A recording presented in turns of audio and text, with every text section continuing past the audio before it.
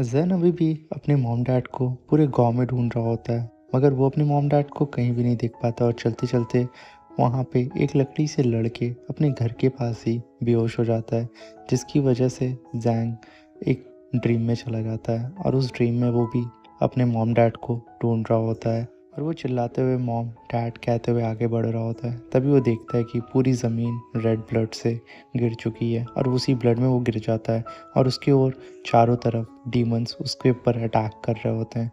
इस चीज़ को देख करके जैन काफ़ी ज़्यादा डर जाता है और उन डीमन से बचते हुए भागता है और चिल्लाता है, मॉम डैड आप ठीक तो हैं। तभी जैन की नींद खुल जाती है और उन डीमन से वो बच जाता है और वो अपने घर से बाहर आता है। तभी हम देख पाते हैं लिन उसे आकर के गले लगाता है और रोते हुए कहता है, जैन हमारी पूरी फैमिली मर चुकी है और कोई भी नहीं बचा है। ये कह करके वो दोनों लोग रोने लगते हैं और एक दूसरे को गले लगाते हैं।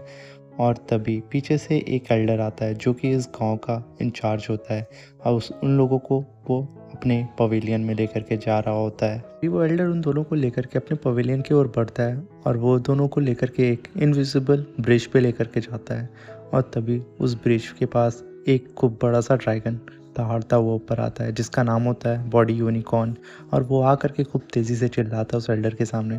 तभी वो एल्डर ग्रीट करके बोलता है, इन दोनों बच्चों को ग्रैंड मास्टर ली ने बुलाया हुआ है, और बहुत ही पोलाइट वे से उस ड्रैगन से बोलता है। तभी वो ड्रैगन उन दोनों बच्चों को सूंघ करके वहाँ से जाने के लिए हाँ बोल देता है। तभी वो दोनों बच्चे डरते हुए उठते हैं। तभी वो एल्डर बोलता है कि अब खतरा नहीं है, तुम चल सकते हो। तभी वो एल्डर मास्टर ली के पास उन दोनों बच्चों को लेकर के आगे ग्रीट करता है और बोलता है, मास्टर उस विलेज में सिर्फ 3 ही लोग सर्वाइवल बचे हैं, ये तो 2 बच्चे और एक वो इंसान जो कि पागल हो चुका है। और ये कह करके वो एल्डर को ग्रीट करता है। तभी वो एल्डर उन दोनों बच्चों को आगे बुला करके उन दोनों को देखने लगते हैं और ये बच्चे उन सारे एल्डर को देख डर जाते हैं और उन एल्डर्स के सामने नील डाउन होकर के झुक जाते हैं और कहते हैं, प्लीज़ हमारे विलेज को जिसने भी ख़त्म किया है आप उसके बारे में पता करिए, हमारे अपनों को जिसने भी मारा है उसके बारे में आप इन्वेस्टिगेट करिए।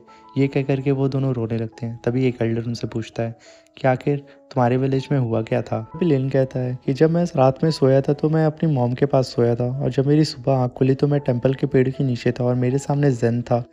और ये कह करके वो रोने लगता है। तभी सारे मास्टर जेन से पूछते हैं, आखिर तुम बताओ हमारे विलेज में क्या हुआ था।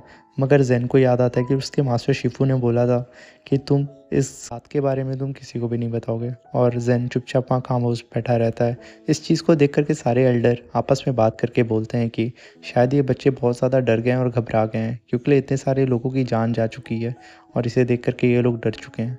तभी वहाँ पे सारे एल्डर कहते हैं कि अब हमें इन बच्चों को ही गोद लेना होगा। तभी ग्रैंड मास्टर बोलते हैं, तुमने सही बोला। तभी ग्रैंड मास्टर बोलते हैं, तो ठीक है, तो कौन एल्डर इन लोगों को अपने सेक्ट में शामिल करना चाहेगा। तो हम जैसा कि देख पाते हैं लेन काफ़ी ज़्यादा टैलेंटेड होता है, तो उसमें से एक एल्डर जो कि ग्रैंड मास्टर के भाई रहते हैं, उसने लिन को सेलेक्ट कर लिया होता है। बट क्वीन को कोई भी सेलेक्ट नहीं कर रहा होता है। उसको लेकर के आपस में सब बहस कर रहे होते हैं।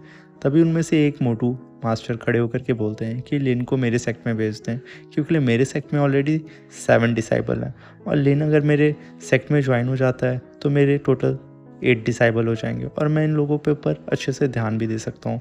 मगर इस चीज़ को देख करके सब आपस में और भी ज़्यादा बहस करने लगते हैं।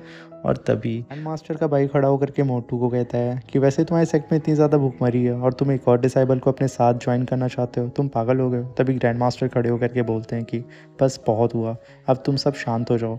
और उन दोनों बच्चों से कहते हैं कि तुम दोनों बाहर जा कर के इंतज़ार करो। तो यहाँ पे फाइनल हो चुका है कि कौन सा डिसाइबल किस पीक को ज्वाइन करेगा। और ये कह करके सारे एल्डर खड़े होकर के ग्रैंड एल्डर को ग्रीट करते हैं और वो दोनों बच्चे बाहर सीढ़ियों पे बैठे होते हैं और एक दूसरे से बात कर रहे होते हैं और रो रहे होते हैं, क्योंकि इन दोनों को अपने घर जाना होता है।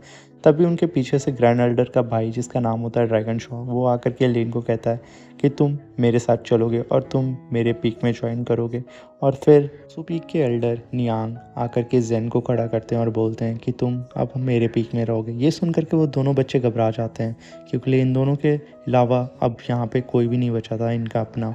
और तभी आसू पीक का सीनियर डिसाइबल शोंग आकर के बोलता है जेन से कि मैं तुम्हें अपने छोटे भाई की तरह रखूँगा, क्या तुम मेरे छोटे भाई बनोगे। ये कह करके जेन की ओर देखता है। तभी लिन जेन की ओर आकर के खूब कस के गले लगा के बोलता है कि अब अपने से ज़्यादा ताकतवर वाले किसी भी बंदे से तुम फाइट मत करना। और ये मजाक में बोलता है और कहता है, मेरे भाई हमेशा याद रखना कि तुम्हारा भाई अभी ज़िंदा है और तुम किसी भी चीज़ से मत डरना।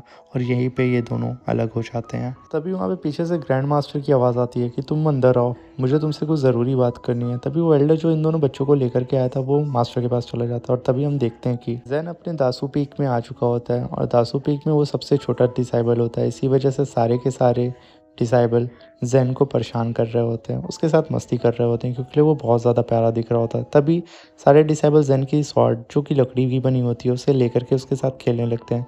जैन ये देख करके काफ़ी गुस्सा आ जाता है और उन लोगों से अपनी स्वॉर्ड को छीन रहा होता है। और तभी पीछे से एल्डर की बेटी की आवाज़ आती है कि कौन है जो कि मेरे छोटे भाई को परेशान कर रहा है। ये कह करके वो अपने कपड़ों से सबों को मार रही होती है और इस लड़की की पावर होती है इसके कपड़ों में। और तभी वो खड़ी होकर के कहती है कि तुम्हें नहीं पता कि ग्रैंड मास्टर ने सीधा इसे हमारे पीक में शामिल होने के लिए भेजा हो और तुम इसे बुली कर रहे हो। तुम चाहते हो कि मैं अपने फादर से तुम लोगों की शिकायत कर दूं। ये कह करके उन सभी लोगों को हड़का रही होती है और कहती है, अगर तुमने इसे दोबारा परेशान किया तो मुझसे बुरा कोई भी नहीं होगा। और तभी सेक्ट एल्डर और उनकी वाइफ आ जाते हैं जिसे देख करके सारे के सारे डिसाइबल ग्रीट करते हैं। तभी जेन अपनी शॉर्ट को उन डिसाइबल से छीन लेता है। तभी शॉन्ग बोलते हैं, ये हमारा सबसे छोटा भाई है तो इसे अब कोई भी परेशान नहीं करेगा। समझ में आया। मगर जेन तो अभी भी गुस्सा रहता है उन लोगों से। मगर सारे डिसाइबल उसे माफ़ी मांगते हैं और उसे हाय बोलते हैं। तभी जेन अपनी स्वॉर्ड उन लोगों से छीन लेता है और चुपचाप खड़ा हो जाता है। और फिर ट्रेडिशन के हिसाब से जेन नया आया हुआ रहता है इस सेक्ट में, इसलिए उसे सबको चाय सर्व करनी होती है। तभी वो बहुत ही प्यार से सबको चाय सर्व कर रहा होता है और सब बैठ के वहाँ पे मज़े से अपने खाने को एंजॉय कर रहे होते हैं। सेक्ट मास्टर बोलते हैं कि अब तुम लोग इसे कभी परेशान मत करना, समझे। और ये कह करके वो वहाँ से चले जाते हैं। तभी सेक्ट मास्टर की बेटी जिसका नाम यून रहता है वो खड़े होकर कहती है कि आज से ये मेरा यंग ब्रदर है और तुम में से किसी ने भी इसे परेशान करने की कोशिश की तो मुझसे बुरा कोई नहीं होगा। तभी सारे सेक्ट डिसाइबल बोलते हैं कि अरे अरे हमें माफ़ कर दो, हमें नहीं पता था कि ये आपका भाई है। और ये कह करके वो लोग सारे लोग अपना अपना थोड़ा थोड़ा